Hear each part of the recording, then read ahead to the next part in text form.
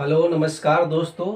आज फिर से हम जो बिहार के वन विकास के लिए जो योजनाएं बताए थे उससे संबंधित कुछ और बिहार सरकार की वन विकास के लिए योजनाएं हैं जो बच गए थे उसको आज हम बताएंगे।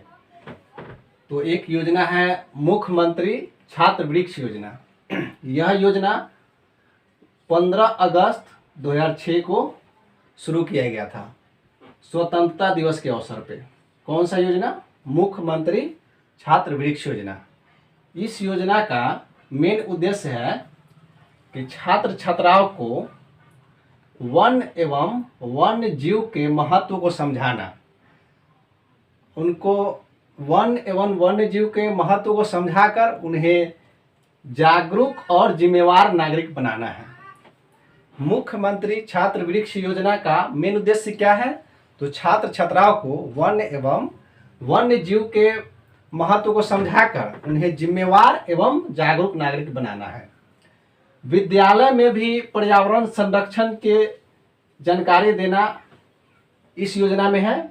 विद्यालय में भी पर्यावरण संरक्षण के जानकारी देना है तथा प्रदूषण के दुष्परिणामों से अवगत कराना है तथा इससे बचने के उपाय बताना है।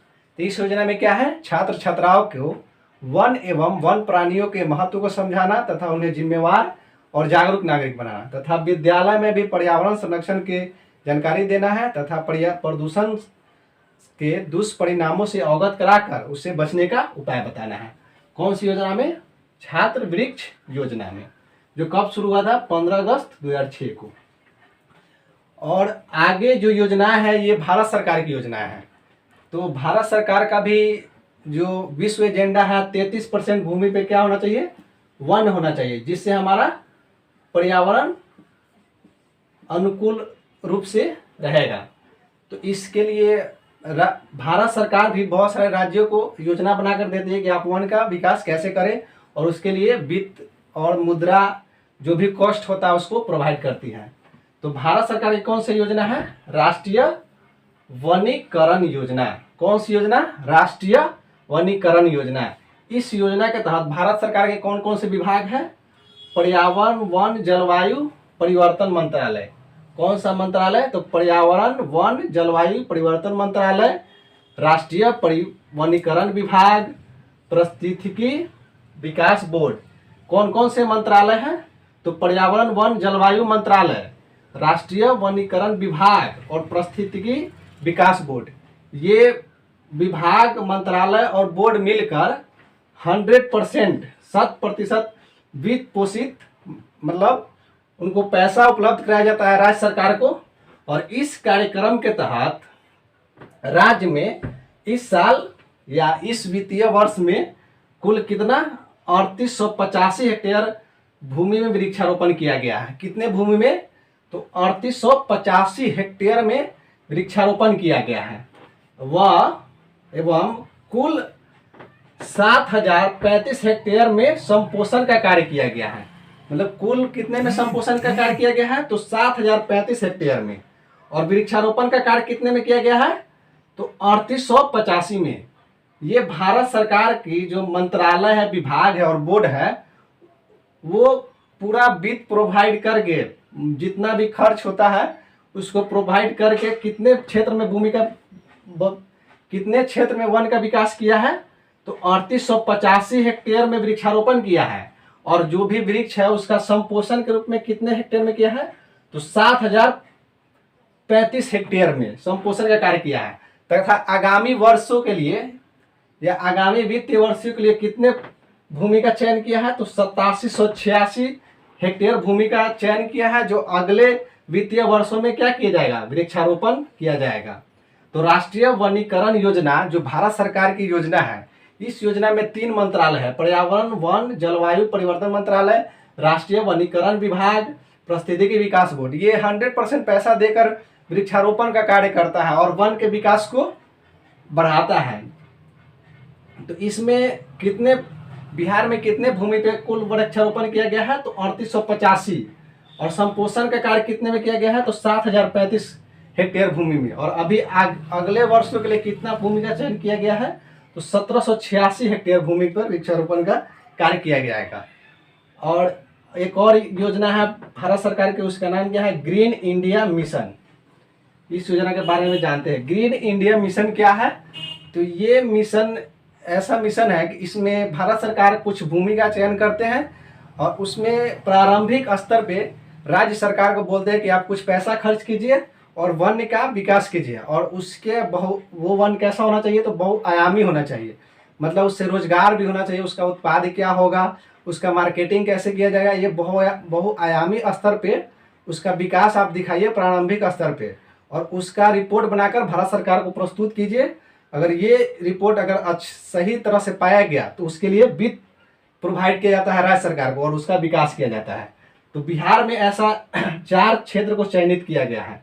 तो कौन सा? एगो अघोड़ा है कैमूर में, धड़हारा है मुंगेर में। अघोड़ा कैमूर में, धड़हारा मुंगेर में, इमामगंज गया में और बांका, इन 4 जिलों में 4 जगह का चयन किया गया है, जिसमें प्रारंभिक स्तर पे बिहार सरकार पैसा खर्च करके और उसका बहुआयामी रिपोर्ट बनाकर भारत सरकार को पेश करेगा, और ये योजना पास हो जाने में भारत सरकार के द्वारा पैसे दिए जाएंगे और उसका पूरी तरह से विकास किया जाएगा। कौन सी योजना है ये? Green India mission. अब आगे हम देखते हैं बिहार सरकार की एक योजना है वन प्राणी दत्तक ग्रहण योजना। ये योजना क्या है? वन प्राणी दत्तक ग्रहण योजना। जैसे आप हिस्ट्री में पढ़े होंगे दत्तक पुत्र, दत्तक पुत्र क्या होता है? गोद लिया हुआ। उसी तरह ये क्या है? दत्तक ग्रहण योजना, जिसमें आप पेड़ को गोद लेते हैं। इस योजना में है कि कोई भी व्यक्ति, परिवार या संस्था अपनी रुचि के अनुसार चिड़ियाघर से किसी भी वन प्राणी को गोद ले सकता है। इस योजना में क्या है? नाम क्या है? वन्य प्राणी दत्तक ग्रहण योजना। इस योजना में कोई भी व्यक्ति, संस्था या परिवार चिड़ियाघर से अपनी रुचि के अनुसार कोई भी वन्य जीव गोद लेकर उसका पालन पोषण संरक्षण करेगा। और ये कब तक के लिए है? तो एक निश्चित अवधि के लिए, कुछ निश्चित अवधि के लिए चिड़ियाघर से वन्य प्राणी किसी परिवार या व्यक्ति को दिया जाएगा और उसका वो पालन पोषण संरक्षण करेगा। वही कौन सी योजना है? तो दत्तक ग्रहण योजना, वन्य प्राणी दत्तक ग्रहण योजना। और आगे अब ये जो भी योजना है, आज पूरे योजनाएं खत्म हो गया। कौन कौन योजना आज हम पढ़े हैं? तो छात्र वृक्ष योजना, राष्ट्रीय वनीकरण योजना, ग्रीन इंडिया मिशन और वन प्राणी दत्तक ग्रहण योजना। आज योजना समाप्त हो गया। और भी कुछ हम बिहार के बारे में पढ़ लेते हैं। जैसे बिहार में आर्द्र भूमि कितना है, तो सबसे पहले समझ लेते हैं कि आर्द्र भूमि कहते किसको है। तो आर्द्र भूमि उसको कहते हैं जहाँ पे वर्ष में, मतलब मौसमी जो वर्षा होती है, या 3 या 4-5 महीने के लिए जो भी हो, किसी क्षेत्र में जल जमा हो जाता है, उसमें जो भी पौधे वृक्ष पाए जाते हैं उसी को आर्द्र भूमि कहते हैं, जहाँ पे हमेशा पानी का अंश प्राप्त होता है और उसमें बहुत सारे पेड़ पौधे पाए जाते हैं। तो बिहार में ऐसा कितने क्षेत्र हैं वन क्षेत्र में? तो 3 है। बिहार में 3 आर्द्र भूमि है। एक का नाम है कांवर झील पक्षी विहार। ये कहाँ पे है? तो आप पहले भी पढ़ चुके हैं, बेगूसराय में। कांवर झील पक्षी विहार क्या है? वेटलैंड है, बिहार का आर्द्र भूमि में आता है। और कुशेश्वर पक्षी अभ्यारण्य ये कहाँ है? तो दरभंगा में है। कुशेश्वर पक्षी अभ्यारण्य कहाँ है? दरभंगा में है। बरैला झील पक्षी अभ्यारण्य ये कहाँ है? वैशाली में। ये सब किस में आ जाते हैं? तो आर्द्र भूमि में आ जाते हैं। पूछा जाएगा कि बिहार में आर्द्र भूमि की संख्या कितनी है? 3 है। कौन कौन से? कांवर झील, कुशेश्वर पक्षी विहार और बरैला।